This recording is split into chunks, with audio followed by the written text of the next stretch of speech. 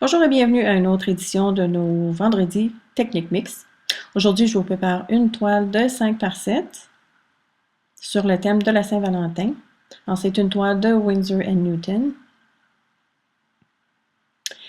Et ce que je veux, c'est imiter le carton ondulé qui est partiellement découvert. Vous allez voir plus tard ce que je veux dire. Alors, je vais me servir du gesso blanc très épais de l'Equitex. Et avec un couteau à palette, je vais enduire une couche assez épaisse et le plus uniforme ou le plus égal possible, c'est-à-dire que je vais avoir la même épaisseur pas mal partout. C'est un petit peu difficile parce qu'il y a un creux à l'intérieur, au milieu de la toile, mais si on s'applique, c'est faisable.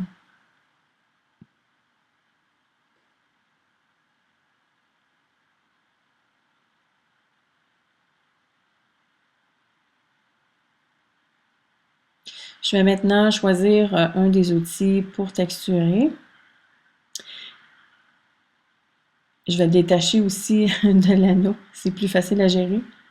Et au lieu d'utiliser le côté le plus large, je vais utiliser le côté le plus mince parce qu'il y a des bordures de chaque côté de l'outil. Et en utilisant le côté le plus large, la bordure est plus large évidemment. Alors de cette façon-là, j'évite d'avoir que les bordures paraissent trop. On les voit un tout petit peu ici, mais pas tant que ça. Alors je prends le couteau à palette et je le passe inégalement sur le gesso pour créer justement un carton qui est à moitié découvert. Et j'ai une retaille de carton rouge dans lequel je vais découper à la main et très grossièrement un cœur. Et je vais me servir des ciseaux Tim Holtz pour vieillir les côtés. Je ne sais jamais comment m'exprimer quand je dis ça, je m'excuse. On magane le cœur de chaque côté. C'est le terme scientifique.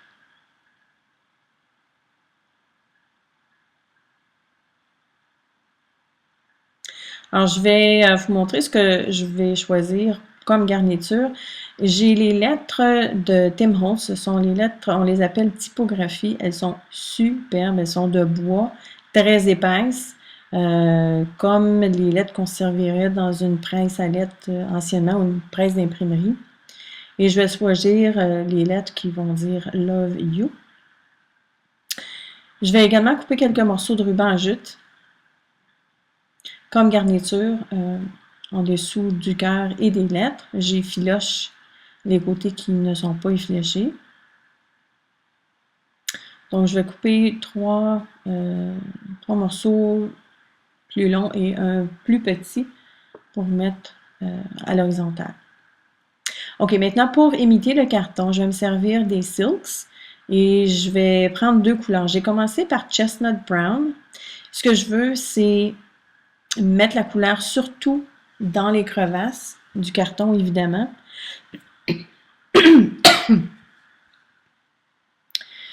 Et à ma grande surprise, le Silks a fait changer le gesso de couleur, c'est-à-dire que si vous remarquez, on va voir un peu de rose paraître au travers. Je ne sais pas pourquoi, mais je vais essayer de corriger. Je vais tenter de corriger juste avec le Chestnut Brown.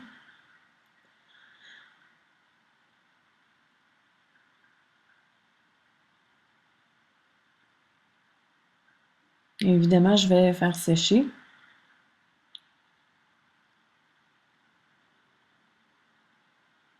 Une chose que je devrais vous dire, c'est que le gesso doit vraiment être sec avant de procéder.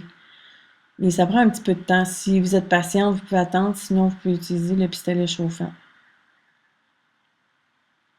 Alors, je vais enduire du Black Ice maintenant, qui est un noir, pour essayer de rendre la couleur un petit peu plus foncée et essayer aussi d'enlever cette espèce de rose moche que j'ai eue en déposant le Chestnut Brown. Oui, c'est foncé, mais je vais recouvrir avec de la peinture blanche, donc il n'y a pas de problème. C'est un processus en plusieurs étapes. Évidemment, quand on fait ça, il faut prendre son temps. Il ne faut pas paniquer non plus si on n'a pas le résultat voulu d'un seul coup. On peut toujours corriger. Les silks ils sont quand même très pardonnants parce qu'on peut mettre plusieurs couches une par-dessus l'autre et ça nous donne toujours un beau résultat. Alors, je refais sécher encore une fois.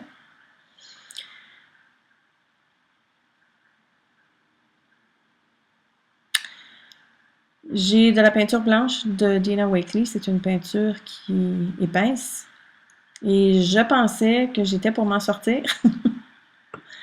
Mais les silks ne sont pas permanents.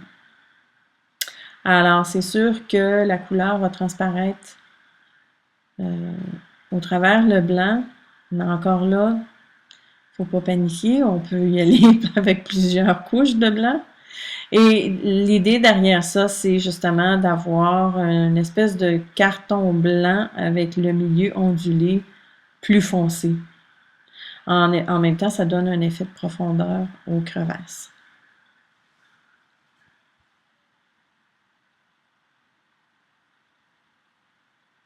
Pour faire ça, c'est essentiel d'avoir un couteau à palette.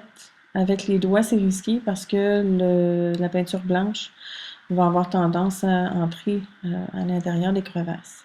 Alors là, comme vous voyez, je retourne avec un peu plus de blanc.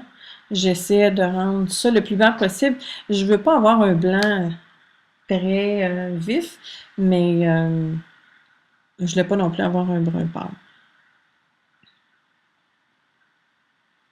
J'en mets un tout petit peu sur les côtés.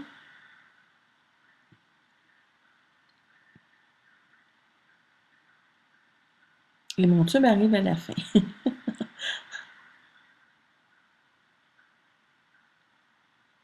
OK, j'ai oublié de filmer, évidemment. J'ai collé les rubans avec le gel médium de Dina Wakley et encore une fois, j'ai eu du silk qui est passé au travers. Il n'y a pas de problème, je vais rectifier encore une fois. Et je me suis amusée avec le pistolet chauffant à faire fondre les, euh, les côtés du ruban. Je trouvais ça rigolo, je trouvais ça le fun. Ça fait comme ratatiner les filochages. Ça donne un look encore plus grunge. Alors, j'ai un couteau à palette que je vais passer par-dessus les endroits où le brun a passé au travers avec le gel médium. Ou au travers du gel médium. Alors, je passe encore avec la peinture blanche.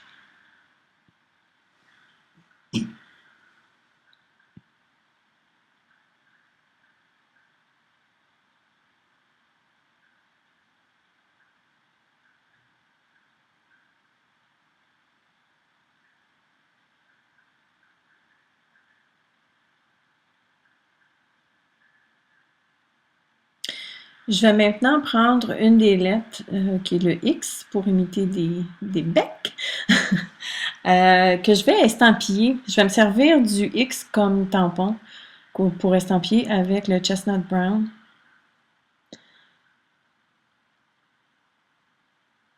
C'est sûr que j'aurai pas une impression super nette à cause de la texture et également à cause du faux tampon qui est en bois. C'est pas quelque chose qui s'étend à merveille sur la texture, mais on voit quand même que c'est des X.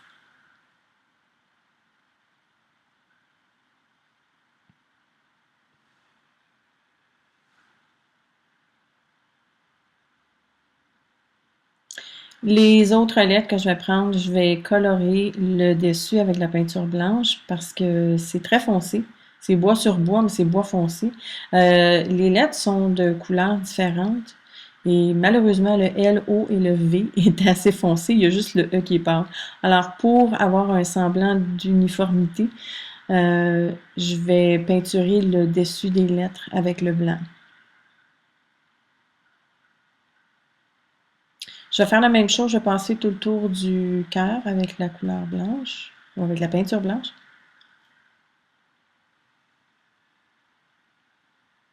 Et je rajoute des cercles au X pour faire XOXOXO. Et désolée, je suis hors caméra, mais je vais le faire en noir et je vais prendre un rouleau je crois que c'était un rouleau de serviette essuie-tout que je vais passer dans la couleur Black Ice pour faire des cercles.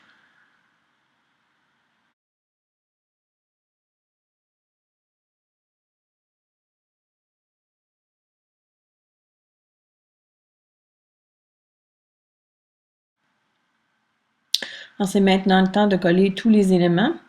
Et évidemment, je vais me servir du gel médium de Dina Wakley. J'en mets quand même assez épais parce qu'il y a beaucoup de texture en dessous. Et je vais m'amuser à placer les lettres. Avant de coller, évidemment, je veux m'assurer que tout soit bien cadré. Et après avoir collé les lettres, ben c'est terminé. Je trouve que ça fait un beau cadeau à donner à la Saint-Valentin pour un homme. C'est rare qu'on a un projet spécialement pour la Saint-Valentin qui est axé à la jante, sur la jante masculine. Alors j'espère que vous avez apprécié le projet d'aujourd'hui. Si vous avez des questions, n'hésitez pas à laisser-les dans les commentaires et je vous reviens mardi.